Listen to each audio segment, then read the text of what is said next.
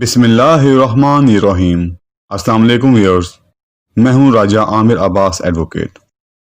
Viewers, लंबरदार का लफ्ज़ तो आपने सुना ही होगा कि फलां शख्स फलां गांव का लंबरदार है, फलां जो शख्स है फलां लंबरदार का बेटा है। आखिर ये लंबरदार है कौन? कौन शख्स लंबरदार बन सकता है? उसकी क्या ड्यूटीज़ होती हैं? क्या इसकी कोई तनख्वाह भी होती है? क्या इसको इसके ओहदे से हटाया भी जा सकता है? और क्या उसी गांव का रिहायशी लंबरदार बन सकता है? इस तरह की तमाम बातों पे आज की वीडियो में हम डिस्कस करेंगे। अगर आप पंजाब लैंड रेवेन्यू रूल्स 1968 का मुलाहिजा करें तो उसमें वाज़े तौर पर लिखा है कि लंबरदार कौन शख्स होगा, इसकी अपॉइंटमेंट कैसी होगी, इसकी क्या ड्यूटीज होंगी वगैरह। रेवेन्यू के मामला से मुतालिक हर सूबे की एक अथॉरिटी होती है। अगर हम पंजाब की बात करें तो पंजाब में है पंजाब लैंड रेवेन्यू अथॉरिटी। इसी तरह एक सूबे को डिवीजन्स में तकसीम किया गया है। बोर्ड ऑफ रेवेन्यू में जो बैठता है उन्हें कहते हैं member of board of revenue. इसी तरह रेवेन्यू के मामला देखने के लिए डिवीजन में जो अफसरान होते हैं वो होते हैं कमिश्नर। इसी तरह डिवीजन में मौजूद जो जिले हैं उनमें हर जिले के अंदर रेवेन्यू के मामला से मुतल्लिक अफसरान होते हैं, उन्हें कहते हैं डिस्ट्रिक्ट कलेक्टर। यानी कि डिस्ट्रिक्ट कलेक्टर हर जिले के रेवेन्यू के मामला देखता है। इसी तरह तहसीलों में जो बैठते हैं उन्हें कहते हैं असिस्टेंट कलेक्टर, जो कि रेवेन्यू के मामला देखते हैं, जो कि आमतौर पर एसी के पास होते हैं। उसके बाद आ जाता है तहसीलदार, फिर नायब तहसीलदार, फिर गिरदावर, फिर पटवारी। यानी कि रेवेन्यू के मामलात पंजाब से शुरू होकर मेंबर पंजाब ऑफ बोर्ड से शुरू होते हैं और नीचे एक गांव तक आ जाते हैं, एक मखसूस हलके तक ये इख्तियारात आ जाते हैं। गांव की बात करें तो हर गांव में एक लंबरदार अपॉइंट किया जाता है, जिसका बुनियादी जो काम होता है वो ये होता है कि जिन लोगों की ज़मीनें उस गांव में हैं जहां का वो लंबरदार है, उन लोगों से उसने रेवेन्यू इकट्ठा करना होता है, यानी कि रेवेन्यू टैक्स इकट्ठा करना होता है। और ये टैक्स इकट्ठा करके उसने आगे रेवेन्यू अथॉरिटीज को पहुंचाना होता है। यानी कि इसकी जो सबसे अहम ड्यूटी होती है वो होती है रेवेन्यू इकट्ठा करना। जब इनकी अपॉइंटमेंट करनी होती है तो उस गांव में से जो इलाका होता है जहां का लंबरदार मुकर्रर करना होता है, वहां से कुछ लोगों को सिलेक्ट किया जाता है और ये जो सिलेक्शन होती है ये तहसीलदार साहब करते हैं। अब लंबरदार की जो फाइनल डिसीजन है वो कौन करेगा कि ये फलां शख्स लंबरदार होगा, वो करेगा डिस्ट्रिक्ट कलेक्टर। उस जिले का जो डिस्ट्रिक्ट कलेक्टर होगा वो फाइनल उसका फैसला करेगा। अब क्या क्वालिटीज होनी चाहिए लंबरदार के मुकर्रर होने के लिए, तो इस पे हम बात कर लेते हैं। सबसे पहले तो ऐसे लंबरदार को उस गांव का रिहायशी होना चाहिए और ऐसे शख्स के लिए जरूरी है कि उसकी जमीन की इतनी मालियत होनी चाहिए कि जितना उस गांव से टैक्स इकट्ठा होगा या होता है रूटीन में, जितनी या उससे जायद मालियत की शख्स के लिए जमीन का मालिक होना जरूरी है। ये जरूरी नहीं होता कि जो लंबरदार है उसका बेटा आगे से वो भी लंबरदार ही बने, बल्कि लंबरदार के लिए कोई शख्स भी अप्लाई कर सकता है जो कि उस जगह का रिहायशी हो, उसकी जमीन की मालियत उस जगह के इकट्ठा होने वाले टैक्स की रकम से जायद हो या उसके बराबर हो। लंबरदार का बेटा होना एडवांटेज जरूर है।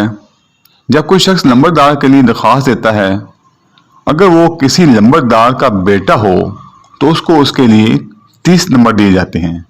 जो उसका वालिद था वो बैरून मुल्क चला गया या वफात पा गया, तो ऐसी सूरत में उसका जो बड़ा बेटा होगा उसको तरजीह दी जाएगी। जो बड़ा बेटा होगा उसमें अप्लाई नहीं करता तो उसके छोटे बेटे को तरजीह दी जाएगी। इसी तरह 30 नंबर उस चीज के मिलेंगे जो कि अक्सरियती बरादरी से आएगा। यानी कि एक गांव में अगर 2 बरादरियां रह रही हैं तो उनमें से जो अक्सरियत बरादरी है वो है अवानों की, तो अवान फैमिली से जो वहां से अप्लाई करेगा उसको 30 नंबर इजाफी दिए जाएंगे। क्योंकि इसलिए दिए जाते हैं कि अक्सरियत बरादरी का को बंदा अप्लाई करे तो उसको फायदा ये होता है कि वो लोगों से अच्छी तरह मिल लेता है, अच्छी तरह घुल मिल लेता है, क्योंकि वो उसी अक्सरियती बरादरी से ताल्लुक रखता है। अब 30 नंबर तो इस चीज के हो गए कि अक्सरियती कम्युनिटी से कोई अगर एप्लीकेंट आ जाए, और अगर उसी मौजे की दूसरे नंबर पर बड़ी कम्युनिटी से अगर कोई एप्लीकेंट आता है तो उसको 30 नंबर नहीं दिए जाएंगे, उसको 15 नंबर दिए जाएंगे। मिसाल के तौर पर अगर एक गांव में आवान भी रहते हैं और चीमा बरादरी भी रहती है, लेकिन आवान बरादरी की अक्सरियत है, तो आवान बरादरी में से अगर कोई एप्लीकेंट आएगा तो उसको उसके 30 नंबर दिए जाएंगे, और अगर चीमा बरादरी से कोई एप्लीकेंट आएगा तो उसको अक्सरियत में कम होने की वजह से, सेकंड नंबर पे होने की वजह से उसको 15 नंबर दिए जाएंगे। अब बात कर लेते हैं तालीम की। अगर ऐसे लंबरदार की पोस्ट के लिए एप्लीकेंट की तालीम मैट्रिक या मैट्रिक से जायद है तो उसको 10 नंबर दिए जाएंगे। अगर वो अंडर मैट्रिक है, यानी कि मैट्रिक से कम उसकी तालीम है, तो उसको उसके 5 नंबर दिए जाएंगे। इसी तरह ऐसे एप्लीकेंट की फिजिकल जो हेल्थ होती है और उसका जो स्टेटस होता है उसको भी देखा जाता है, क्योंकि उसने रेवेन्यू इकट्ठा करना होता है उस गांव से। तो अगर वो जिस्मानी तौर पे सही होगा और उसका स्टेटस सही होगा तो फिर ही लोग उससे उसकी बात मानेंगे, रेवेन्यू देंगे। इसके भी 10 नंबर उसको दिए जाते हैं। और 10 नंबर इस चीज के होते हैं कि अगर किसी शख्स को ज़राअत से मुतालिक मालूमात हैं और उसको अच्छी मालूमात हैं तो उसको 10 नंबर दिए जाएंगे। लिहाजा अमूमन लंबरदार का बेटा ही लंबरदार बनता है, उसकी वजह यही है कि उसको एक्स्ट्रा नंबर मिल जाते हैं। इसी तरह एक सरबराह लंबरदार भी होता है। अगर लंबरदार कहीं चला जाए मुसूफियत की वजह से या फिर वो हज पे चला जाए तो उसकी जगह जो फ्राइज इंजाम देगा वो होगा सरबराह लंबरदार।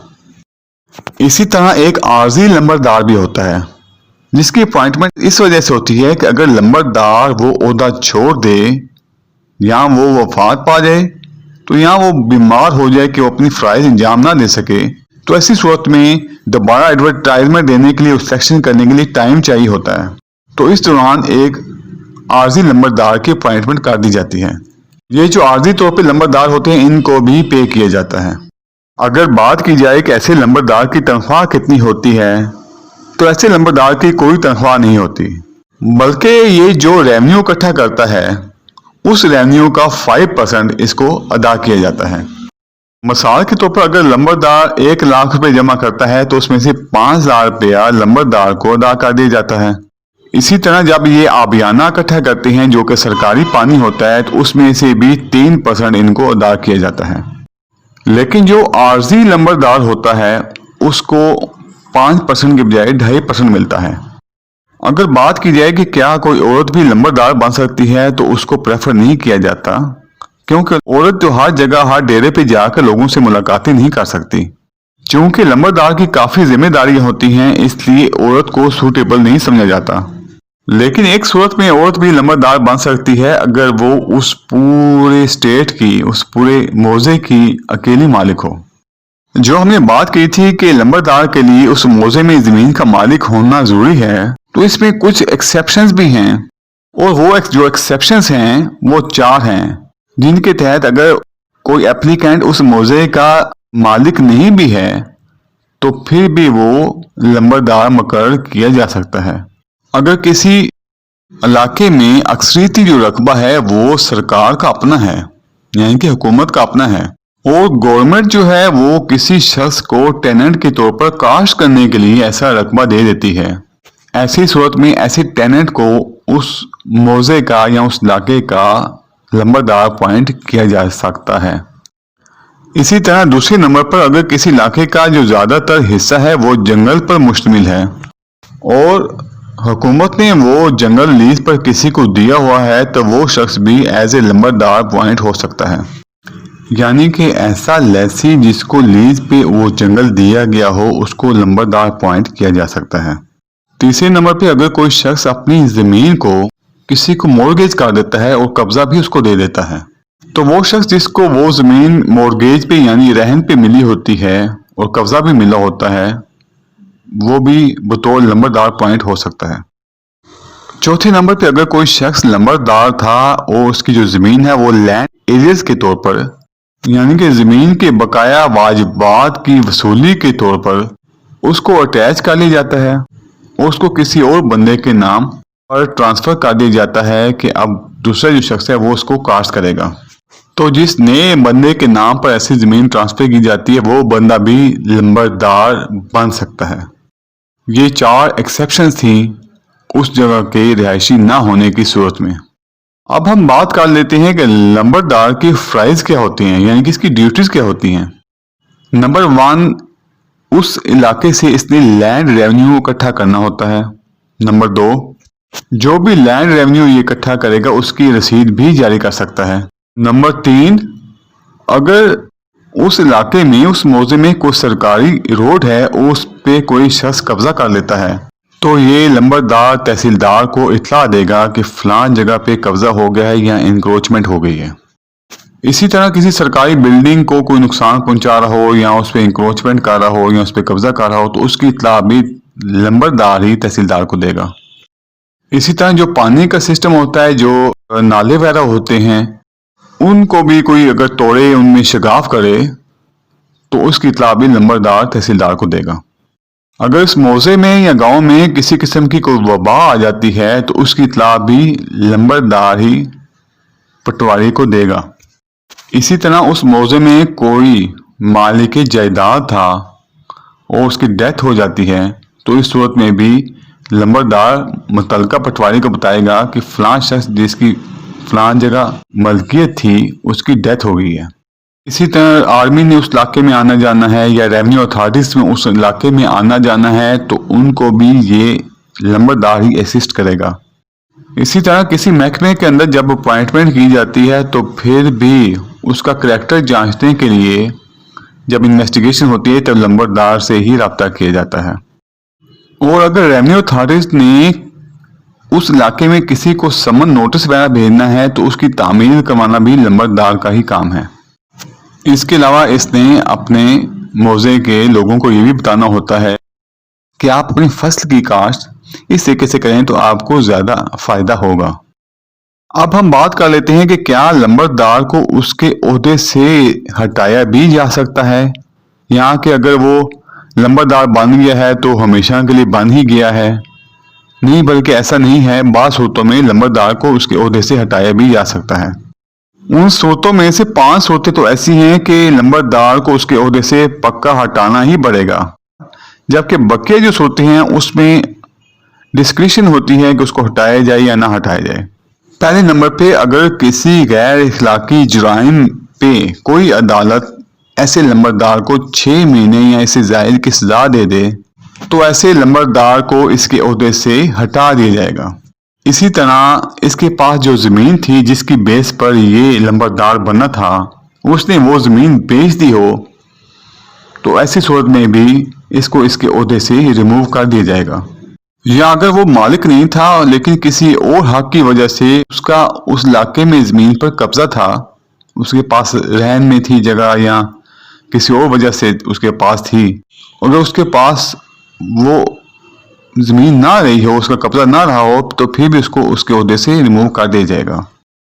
तीसरे नंबर पे, ऐसा शख्स जिसने अपनी जमीन को बमा कब्जा किसी दूसरे शख्स को मोर्गेज पे दे दी हो, तो ऐसी सूरत में भी ऐसा शख्स जिसने आगे कब्जे समेत जगह किसी और को दे दी हो मोर्गेज पे या रहन पे, तो ऐसे शख्स को भी उसके ओहदे से हटा दिया जाएगा। चौथे नंबर पे, अगर लैंड एरियाज के तौर पर हुकूमती जो वाजिबात हैं उनको उनकी अदायगी ना करने की सूरत में ऐसे शख्स की जो ज़मीन है उसको अटैच कर लिया जाता है और उसको बाद में नीलाम कर दिया जाता है, तो ऐसी सूरत में भी ऐसा लंबरदार जायदाद का मालिक नहीं रहा, तो इसको इसको ओहदे से हटा दिया जाएगा। इन सूरतों में लंबरदार लाजमी रिमूव कर दिया जाएगा। बात सूरतें ऐसी होती हैं कि डिस्ट्रिक्ट कलेक्टर साहब की मर्जी होती है कि वो रिमूव करें या ना करें, यानी कि उनकी अपनी स्वाबदीदी इख्तियारात इसमें आ जाते हैं, डिस्क्रिशन आ जाती है। ऐसा लंबरदार अगर बीमार हो गया हो, सुस्त हो गया हो या फिर ज़हनी तौर पर ठीक ना हो, तो फिर भी डीसी साहब की स्वाबदीदी होती है कि उसको रिमूव करें या ना करें। इसी तरह अगर लंबरदार साहब ने कर्जे ले ली हों और काफ़ी ज़्यादा कर्जे होंगे, उनके लिए उतारना मुश्किल हो, तो ऐसी सूरत में भी डिस्ट्रिक्ट कलेक्टर साहब की मर्जी है कि उसे रिमूव करें या ना करें।